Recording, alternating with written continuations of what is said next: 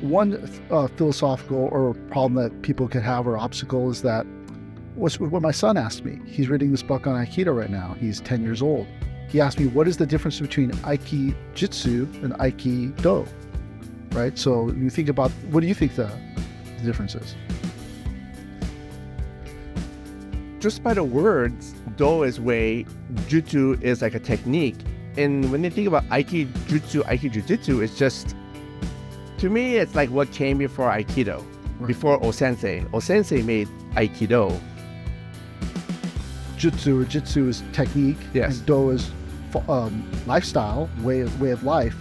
But really, if you think about it, that's one of the problems that most people have, is that you can't make it a lifestyle until you've mastered the jitsu or jutsu, Yes. the technique.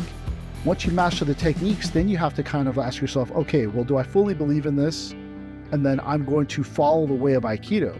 Because, like I was telling the people today in intensive, that in the old days, you did a lot of shibori.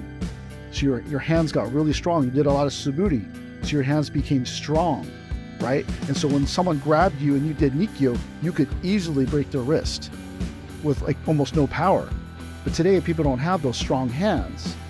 But also today, we don't really want to break anybody's wrists. We just want to immobilize them. So immobilizing them is kind of the Do way of doing it. Breaking it is kind of the jutsu technique-wise.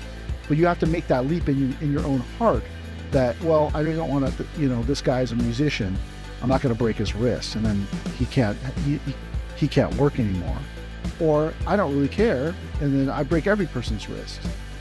The difference between Jutsu and Do is Do seems to have an ethical or moral component to it. I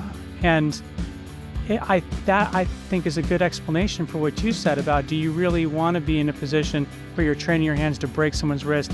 At a moral and ethical level, we're gonna say that the resolution of the conflict is in a peaceful way or a less harmful way is a better way to solve a problem. And to me, that's an ethical framing of how to use physical technique. No, what you're saying is true. It's like that is definitely that there is an ethical spiritual component to Do, and there is no ethical spiritual component to Jutsu. Yeah, like Jutsu is almost, in a sense, it's full and it's empty at the same time. It's the whole technique of how you apply a pin or a choke, but how you apply that pin or choke depends on your ethics and what you believe is the right thing to do.